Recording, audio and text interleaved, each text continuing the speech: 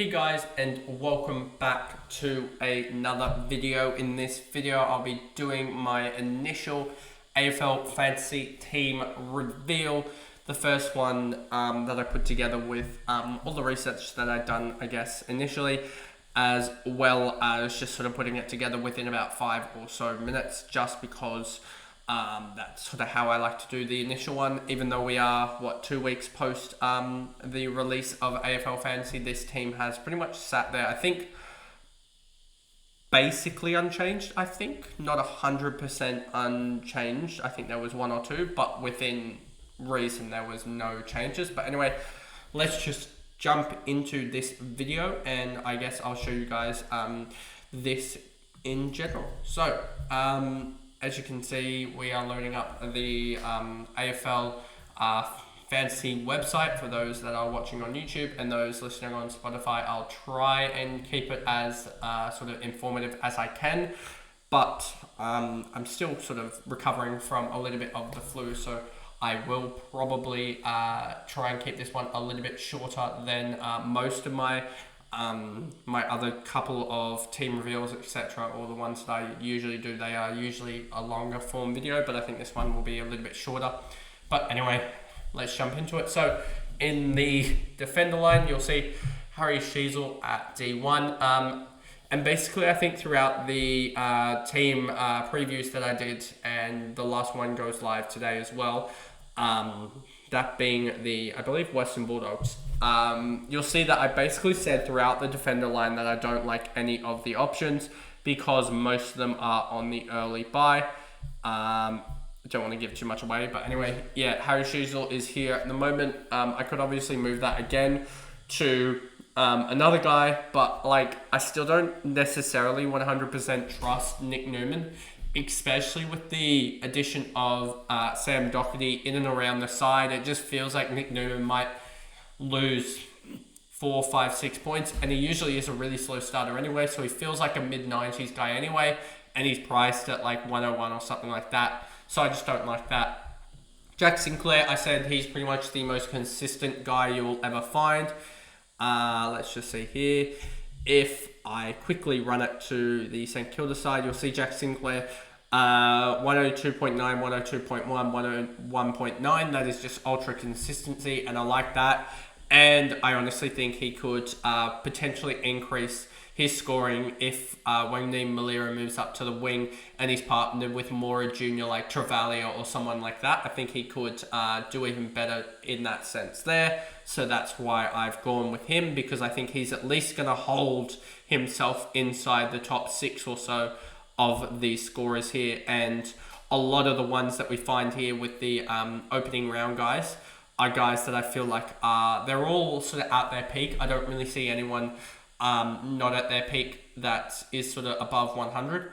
And basically all the other ones that I don't have in my side, outside of Sinclair and Sheezel, are on the opening round, are playing opening round, and therefore have the extra bye, and that's why I've sort of gone with that.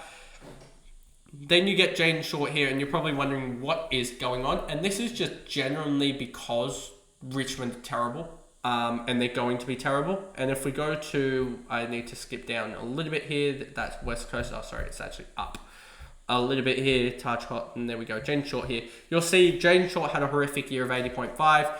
And yeah, he definitely did better in previous years. I think also with Daniel Rioli, and this is actually a good point to butt in here and just say, Caleb Smith, it got brought up to me, I think, in a podcast I was watching when I was overseas. So I just put down a little bit of notes here, and I'm going to go back through and do a similar thing like I have with Jaden Short here, and every other guy that I'll have with these. This is how I was running off my the previews. I was looking at all these stats here.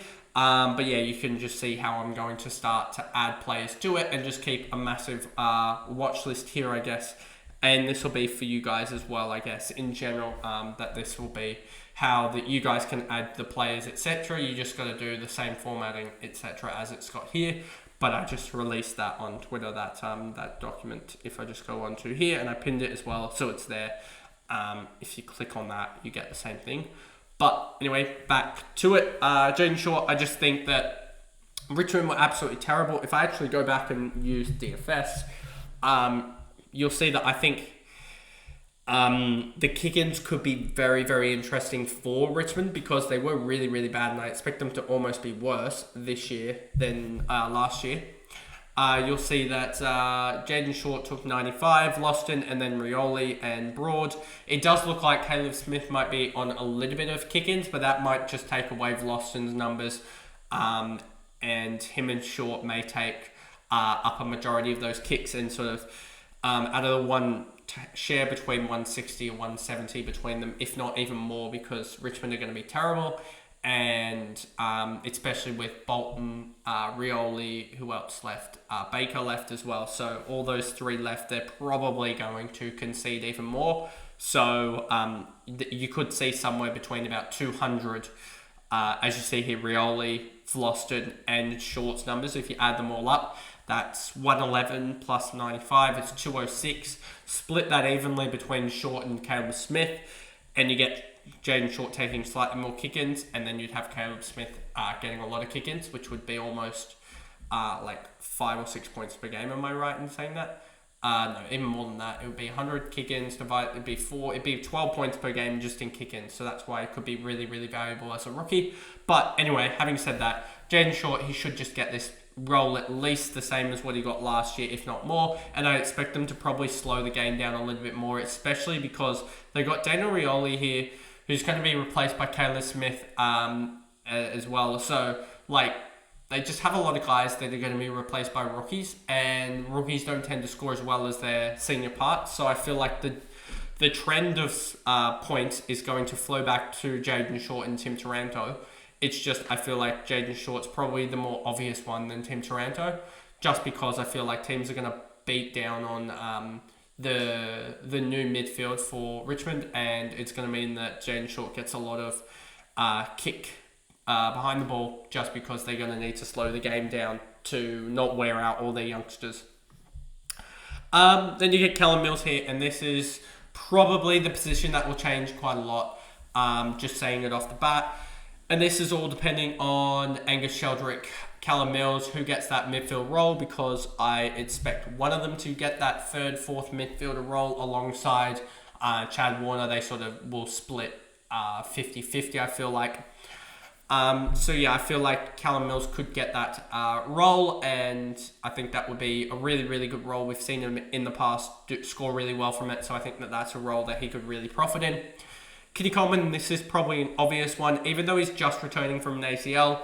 And I'm probably going to have one of these two. It just really depends on who. I don't think I'll have both of them, just because I find it very, very tough that they both score really well in opening round.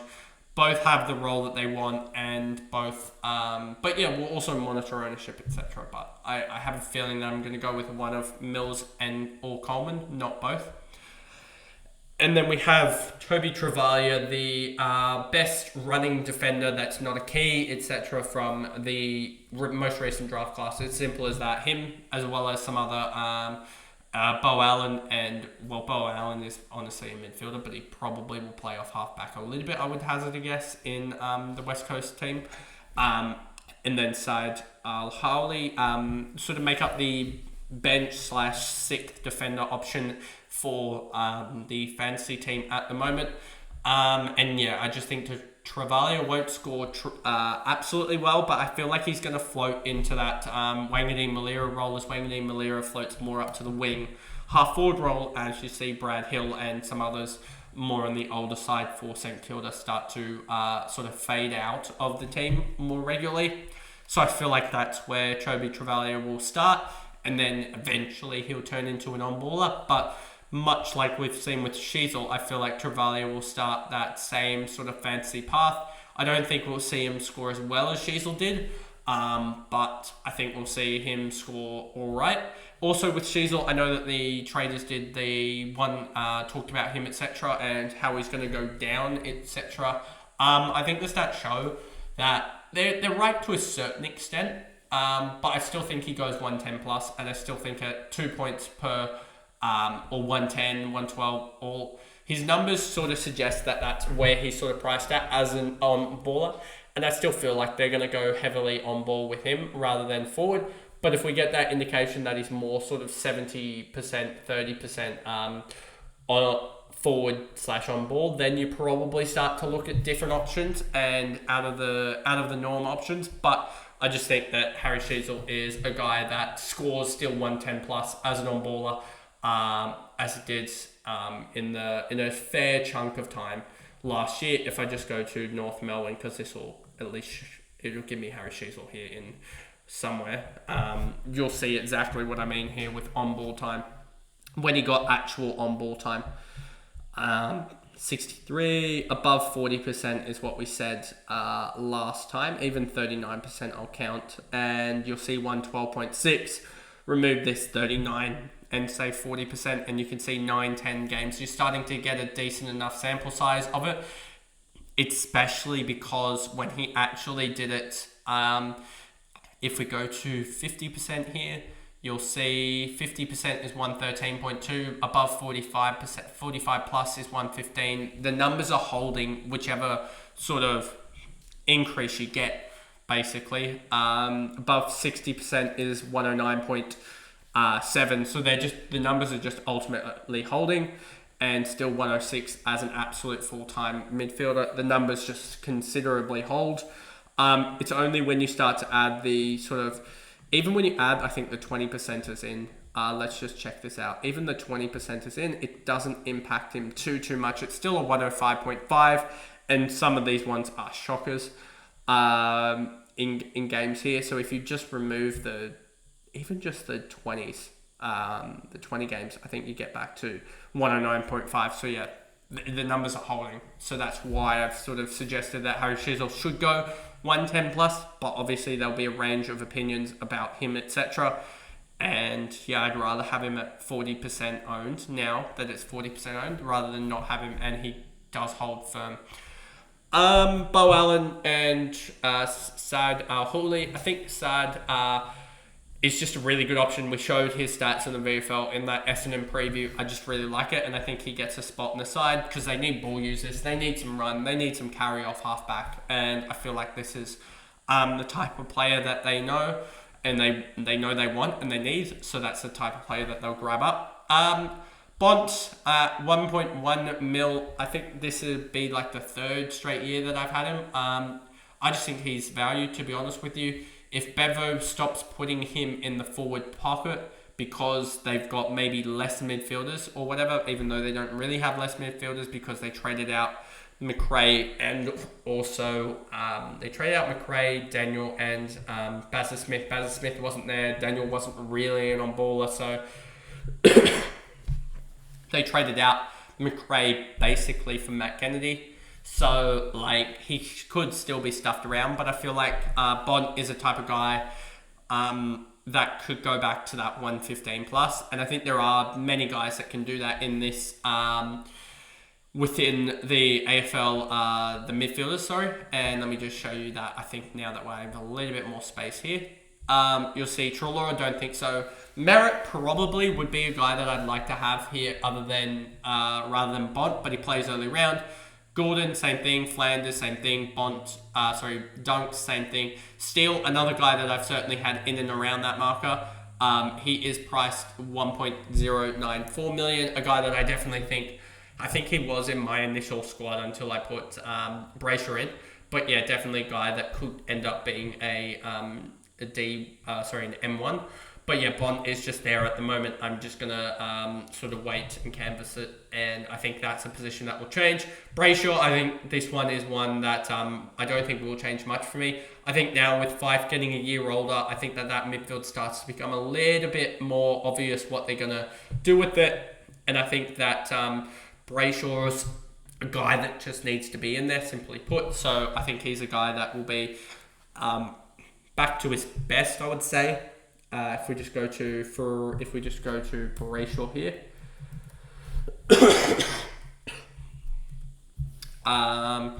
so you'll see here his best is a 112, and I think he can get back to that pretty easily. 112.4, a 113 adjusted, etc. So I think that's where his best lies. And yeah, I think that we've seen here when he goes 104, the next year he went 112. So hopefully he can get back to his best and get a slight bump in CBAs because Fife is getting older.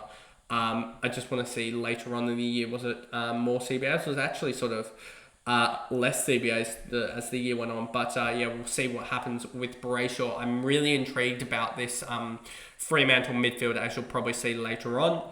Connor Rozee, 996k. I think he's one. There's just a plethora of sort of this 900k sort of semi-premium guys, and I think Connor Rozee is one of them that has 5-6 points just because of injury, and I think he's a guy that really needs to take the next step in that Port midfield if they are to really go on a run. And I do like this run to start the year, to be honest with you. Collingwood should be a hard-ish team for Connor Rozee. I don't know what he exactly averages against them, but let's just do a quick little check here. But I feel like Essendon alongside the likes of Richmond should be a relatively easy game for him. Collingwood, he averages only 75 against. Did he get injured against them or something? Let's just check that. Why haven't you clicked in? It should be this one here. Collingwood, a 70 in 89%, 77. Yeah, so he doesn't do the worst against them. So hopefully he can really do well against them. But we'll have to obviously wait and see. But yeah, I just do like that run to start, to be honest, of Collingwood, Richmond, Essendon, St Kilda, Hawks, Sydney, North, Western Bulldogs, Adelaide.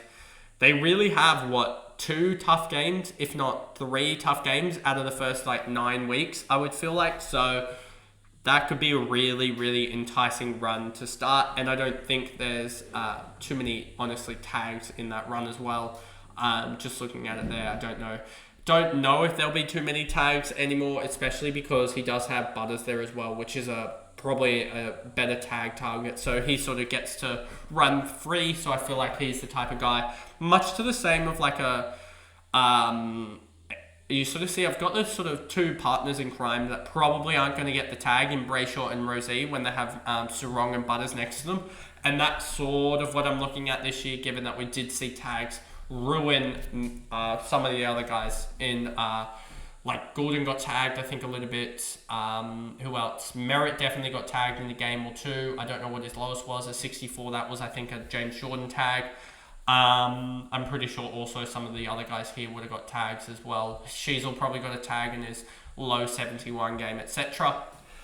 Or that could have been, don't know if he got injured or not. But anyway, Petrarca, I think he just gets back to his best. I think that there was definitely everything going on, etc. with him and everything, but I think one of Petrarca or Oliver's going to fire. I just don't know which one I want necessarily at the moment, so I've sort of gone with Petrarca, but we'll see about that in the end.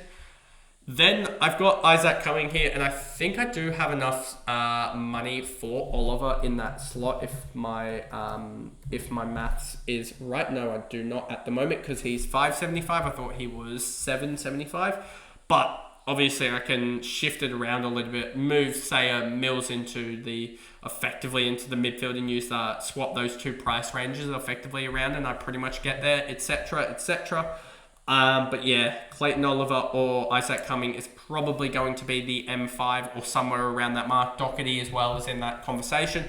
I've gone with Cumming, excuse me, at the moment, because I just have a feeling that priced at I don't know exactly what he's priced at, somewhere around that 54, I think, range.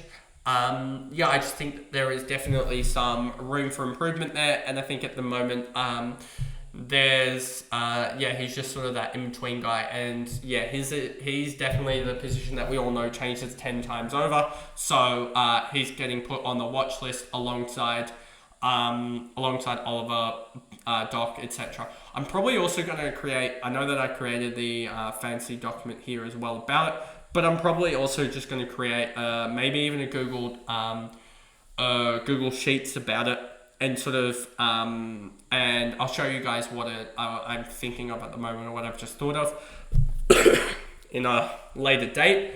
But basically what I'm thinking of doing is having sort of say we have the XL, the cells here or whatever, have like defender, like bolded or whatever, D1, and then have your options and then have a link to say this page or whatever, or the link, etc., to their stats. And then, or have sort of their stats in a certain section of it, and then D2, D3, D4, etc., and just sort of, or even just flag their names, and that will be sort of enough, I think, and their price, etc. So yeah, that's sort of how I'm considering doing it, and keeping track, I guess. Then we go down to the rookies in the midfield, and you can see I've gone very heavily in the midfield for the rookies, just because that's what we saw in the draft class, is that there was a lot of midfield rookies. I'm surprised we didn't get some DPPs. We only really got Travalia, Bo Allen, and also Taj Houghton, I think, basically out of the rookies. But Levi Ashcroft, he could have played like a year ago, 2 years ago. He's just that sort of ready to play, I would say. So he's in there. Even with the early buy that they've got, I still feel like he's going to be the one that you need. He's currently owned 58%. That's going to go up. Jagger Smith, even though he's going to Carlton, which is probably the worst mix, I wish he'd gone to the likes of Adelaide. He would have been like number 1 owned. But that's why you've got Sid Draper, which I somehow do not have in my side, which is quite a surprise. Honestly, just looking at this mix here, I'm going to go, I think Josh Smiley's probably the one that drops out of this for Sid Draper. As I've typed in, there we go, that'll be good there. So there's that. You could also, there'll probably be more options, but yeah, you could even go for the four rookies, but I just don't know if there's enough.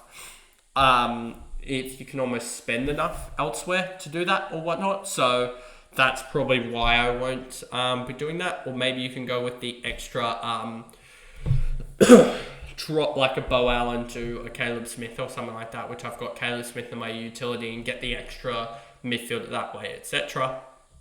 But Levi, Jagger, Xavier Lindsay, Harvey Langford, and Sid Draper, I think, are the best options at the moment for point scoring.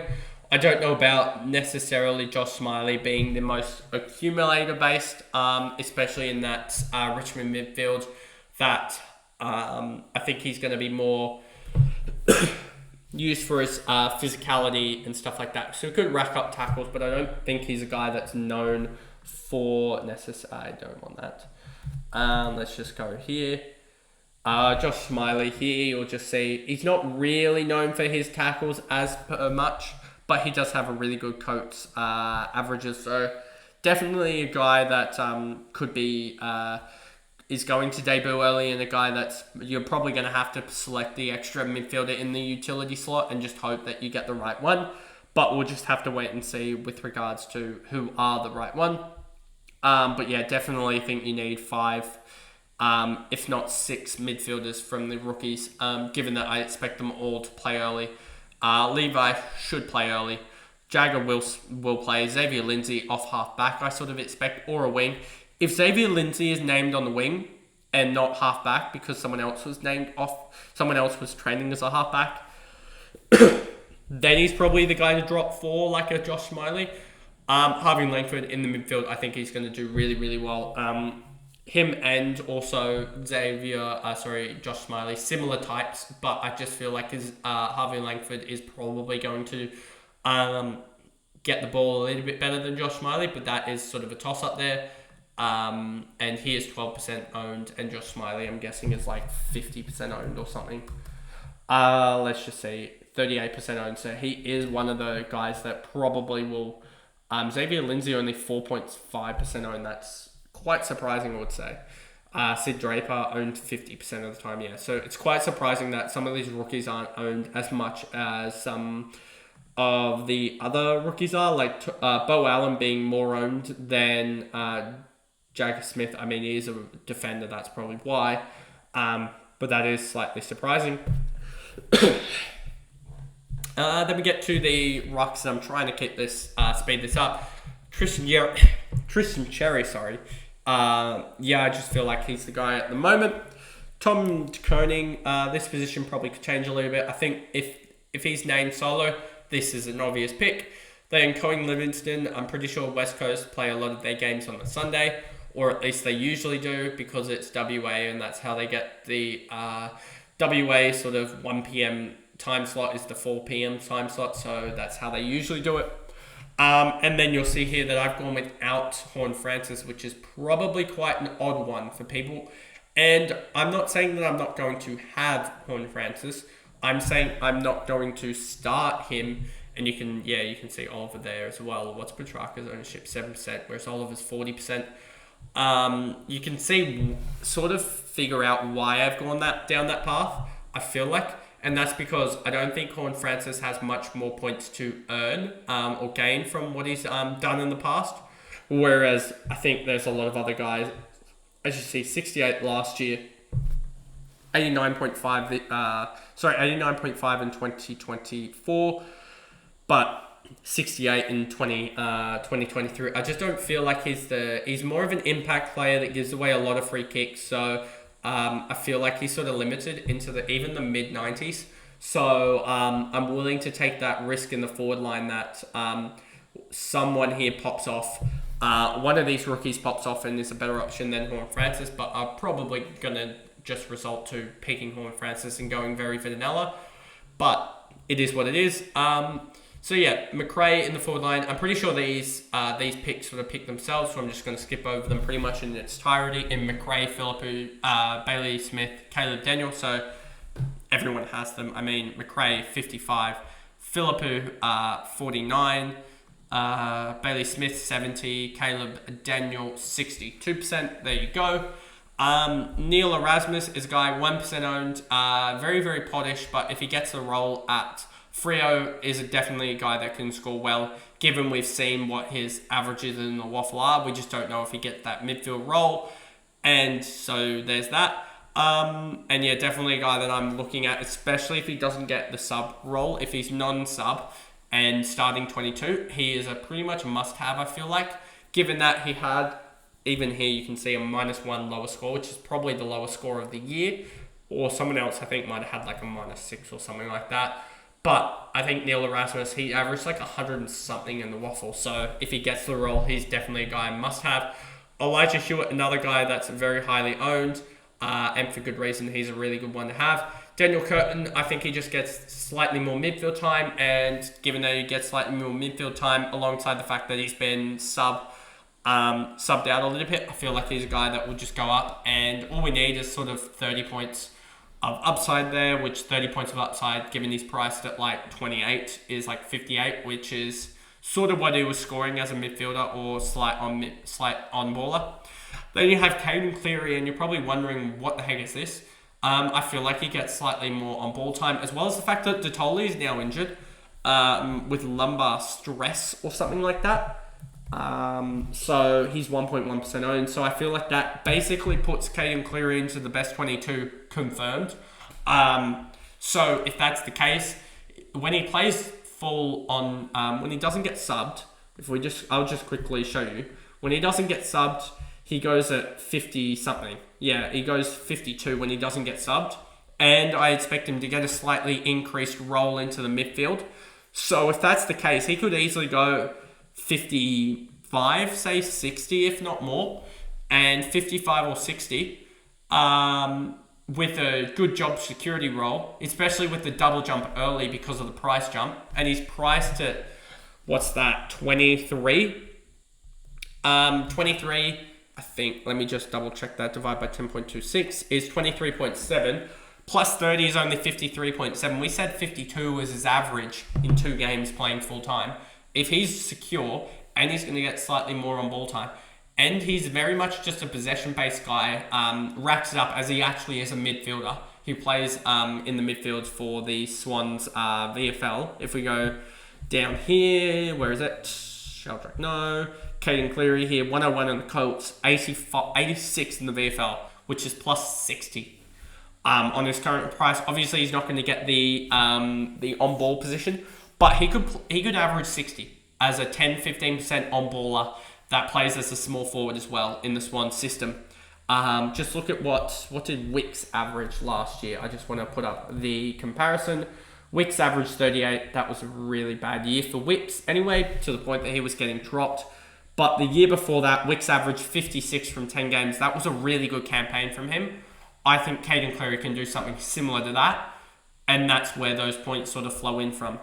And that's why I've got him in that currently there. But obviously, if he stinks up the place in opening round and drops like a 30, then he won't be owned. And then you have Caleb Smith here, just like I was saying with Jaden Short, should be getting half-back minutes, and that's why I have him currently there.